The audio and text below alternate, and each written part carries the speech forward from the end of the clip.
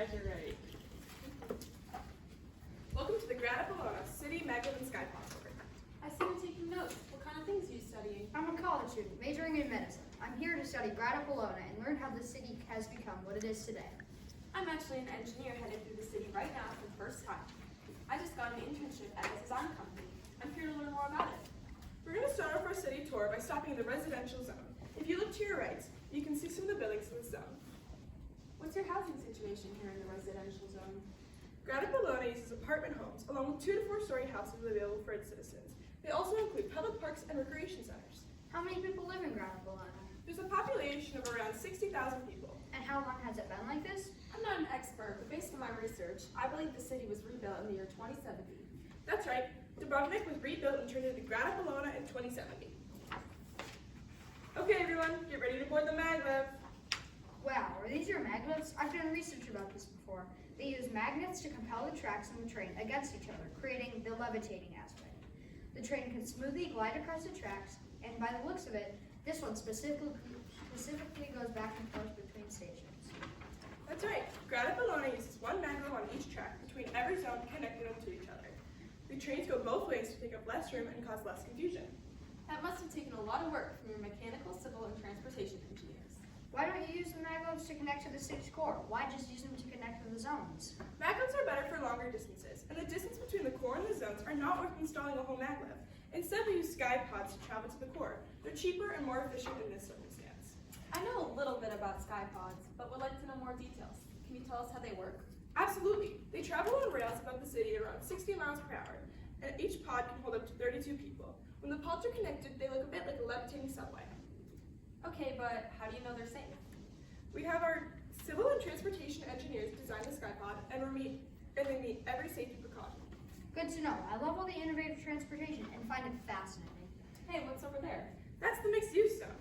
Passengers, be ready to leave the maglev and learn more about what happens in this portion of Grad Apolona. Why does everything look so diverse? Everything in the residential zone look pretty similar. That's why it's called the mixed-use zone. This zone is home to a variety of different buildings and environments. Your mixed-use zone has commercial businesses along with residential homes, right? How did your civil and geothermal engineers work to make sure the live and dead loads affect your city? We're going to head to the commercial zone right now. As for live and dead loads, we'll get to that later. Can you show us around the commercial zone? I'm excited to explore it. Perfect timing. Welcome to the commercial zone. There's so many stores here. Are there many small businesses or mostly big corporations? We try our best to support small businesses and welcome anyone with the proper criteria, but we also have some bigger corporations an option for citizens to shop at as well. How do you know how to evenly distribute the kinds of businesses in the commercial zone? We try to avoid putting similar businesses around each other to make a diverse setting for our citizens. What about saving gas? It doesn't make any sense. Why would someone drive all the way across the zone just to get to the store they need? It seems like a waste. Actually, Grad Apolona doesn't use cars. We have maglevs and skypads as our big mode of public transportation. But as for getting around for each individual zone, most citizens walk or use electrified vehicles such as e-bikes. Walking is amazing for your body. I'm sure citizens enjoy riding their bikes in this nice weather. Wait, how does Grad Apolona get fresh water in the middle of the ocean without the danger of pipes leading to it breaking or wearing? Good question. With the help of our chemical engineers, Grad Apolona uses a process called reverse osmosis, which in simple terms removes salt from salt water. What do you do with all the extra salt? I'm guessing you can't put it back in the ocean because that would kill wildlife and habitats. We use the remaining salt that we can't use and sell it to big corporations and buyers to make a small extra amount of income for their city. That's innovative and smart to have all your power plants on the coast so you don't contaminate the city or people living there. And how does the city stay chained to the ocean before and not move around the ocean? I know some about anchoring large objects, but doing that and keeping your city from flipping is really challenging in an ocean. We use large ankles called sea stars to support the city. A sea star is made of a large metal cylinder with 3 large prongs connected to the seafloor. That's where it gets its name. I've done research on these before. I worked with mechanical engineers to design anchors like these on the old oil rigs. We're about to enter the industrial zone. Board the last maglev. I can see the coast of Croatia and there isn't a coast to the other zones. What sets the industrial zone apart? We intentionally put the industrial zone on the coast of Croatia so there would be less likelihood of the waste traveling to the water, therefore polluting it. Growing up, I was very into environmental stuff. I really appreciate that you guys are focused on having a clean city, especially with all of these citizens. Having a clean environment is so important for a big city like Grad Apolona. Environmental engineers must have a big job if they want to keep 4 islands from corroding its natural habitat. Is that that a microgrid? I heard they distribute power and act as a backup for your main power source. Yes, it is. We use it to spread and grow the amount of power that's provided for the city. That's really cool. When I was deciding where to study abroad, I did research on a lot of cities, and one of the reasons I chose Grad Apolona is because of its healthcare. I'd like to hear about that. Of course, Grad Apolona is known for its medical system. We have some of Europe's largest hospitals, and the doctors and staff are top of the line. With all these benefits, it must be really expensive to receive this healthcare. Actually, no. From what I've read, Grad Apolona healthcare is free to citizens and is funded by insurance and taxes. That's right. Other than having good quality staff and affordable healthcare, what sets Grad Apollona's healthcare aside from others? First off, we have many clinics distributed around the city, not only the two big hospitals, but we also use special technology for vaccines and other medicines. We also offer support for people of all ages and have nurses that specify in all healthcare fields. I'm really glad I took this tour today. I've learned so much about Grad Apolona. I agree. I feel so much more prepared for my internship and excited to keep exploring the beautiful city on my own. We've officially made it back to the residential zone, and that sums up the Grad Apolona Maglev and Skypot tour. Enjoy your days and thank you for coming along. Thank you. Grad Apolona is an innovative city that uses advanced engineering and technology to create a floating city of the future. With efficient transportation, plentiful housing, and advanced healthcare, Grad Apolona truly floats above the rest.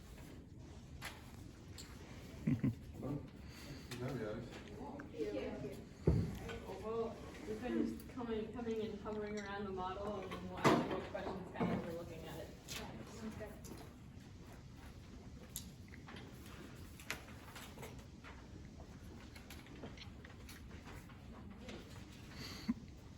What did the name mean again?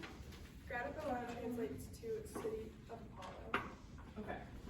And it's off the coast of Croatia. Yeah, Yeah. so it's in Croatia. It's where Dubrovnik used to be. Okay. Cool. This section is. That's connected to Croatia. So this is the coast, and then if we go back to there's a better kind of layout of the city here. And then this is kind of the coast, and then this is where the rest of Croatia would be. Okay.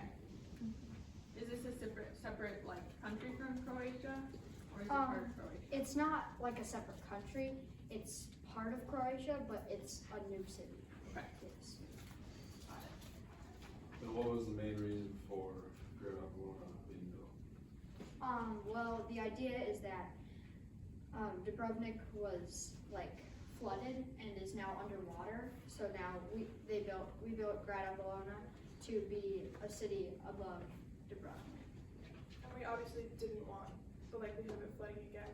So it's built as islands, so it can go with the coast, or with the waves and the water and the rising, falling of the seas, so then it won't be flooded because it goes with the ocean.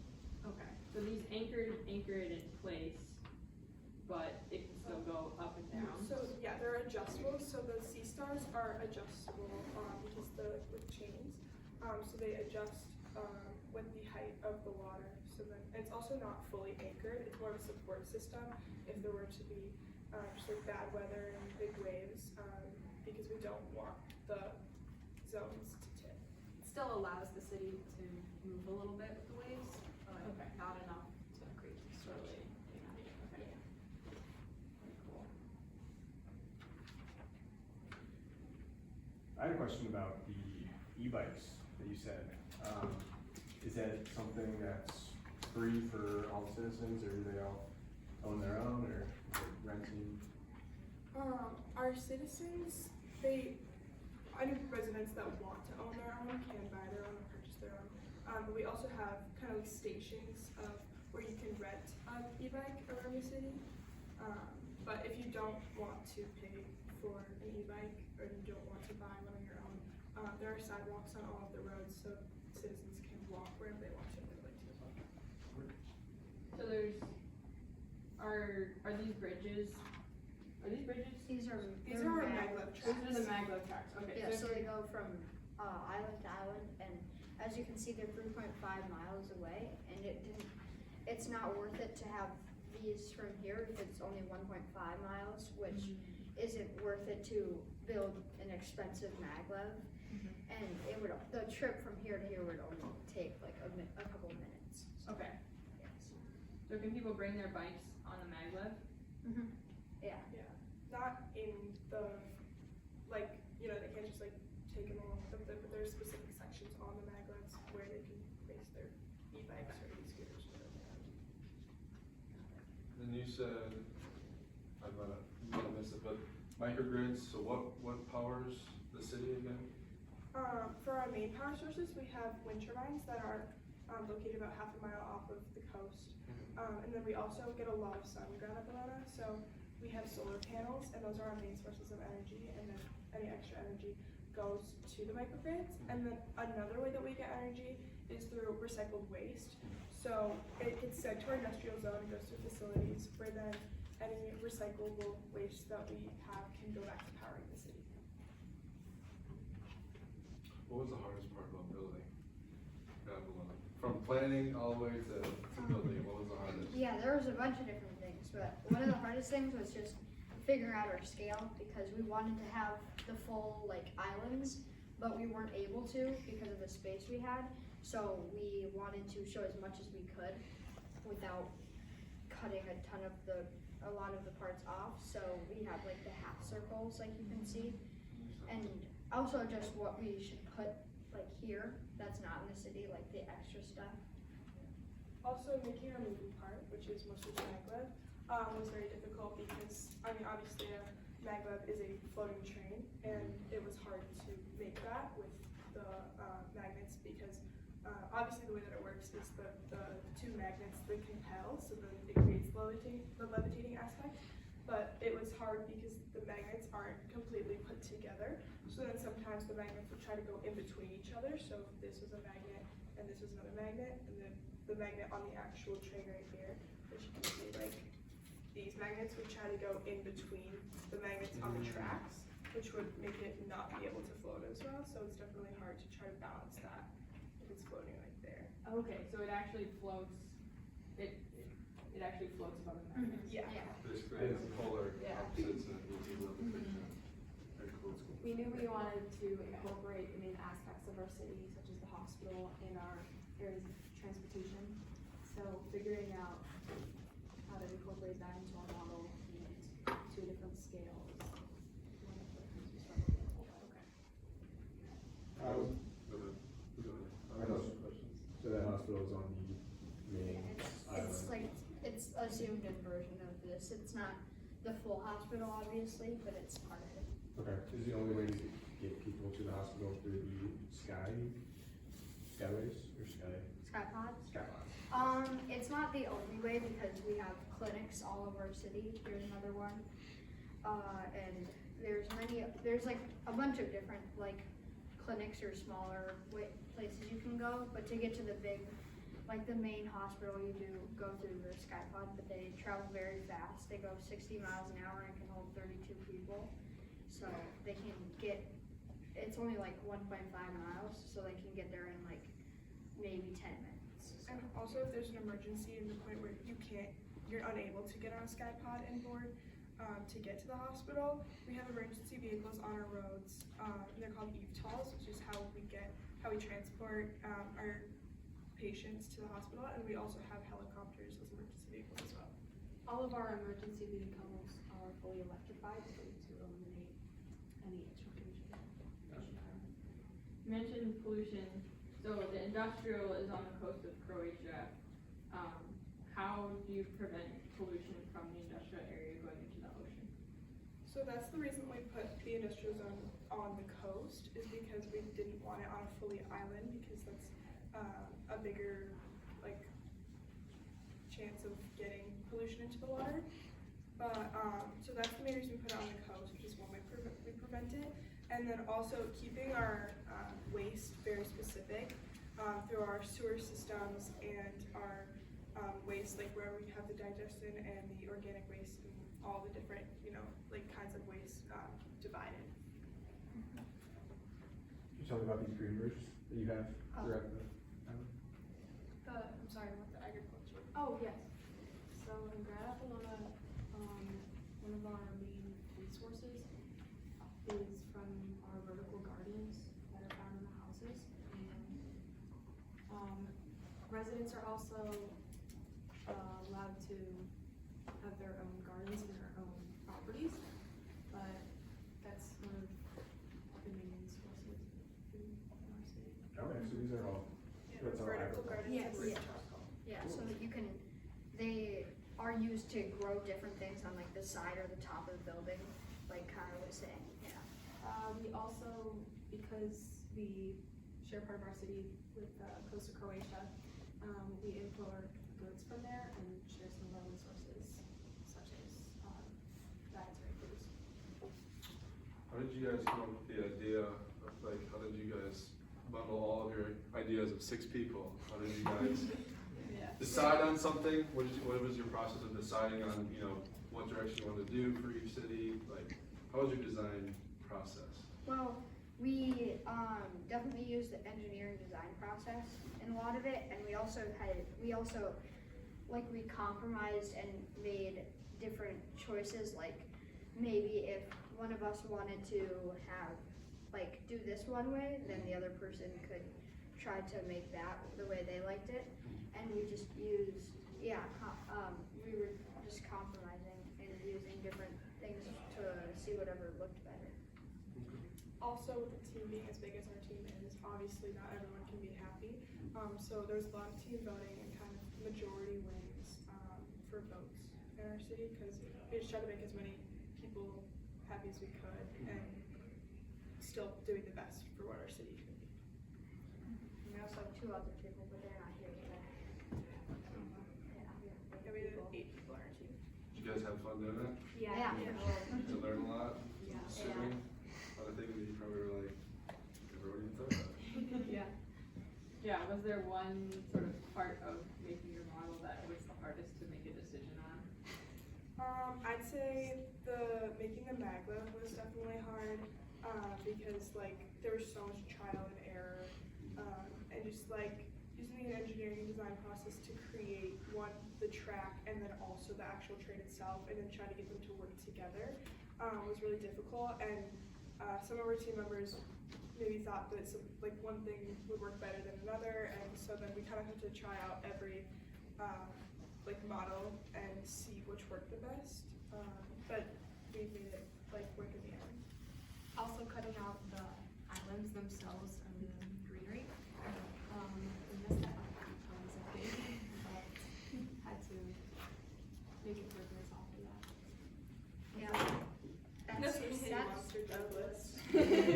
no, but another thing is that I know personally, I tried to cut out the train itself because we have styrofoam and styrofoam cutter, and that took a really long time to try to get the shape down because it's harder than it looks to do that. Going along with that, trying to make the sky pod a similar shape to that and with similar materials, it was like difficult trying to create like similar transportation It devices. likes to be upside down. Yeah. What are some of the like fun recycled materials that you use? Definitely the industrial zone, using like old computer parts, and then like I built this. Our team built like this, like it's like a stadium for like concerts and different sports games, and putting all those like little, it's old CD parts, or like we cut CDs up to make that. Yeah. Those are all the same. Those are really Yeah. And I definitely say for the core, since it's kind of just a big mixed use zone and there's not really a specific look that we had for it, it was really fun getting to just like look through old materials and kind of make random buildings out of the materials that we had and recycling them to make a cool core. And like this is like an old like string thing. Spool. Yeah, spool. And then just like random plastics and Using what we had to create buildings. and like this is made out of toothpicks and beads. What is this tube again? That's our sewer system Okay. that works under our city, that carries the electrical lines, storm drain water, wastewater, clean water. Yeah. Okay. Multitasking. Does it make you guys want to become engineers? A little bit? Yeah. Yeah? That's good.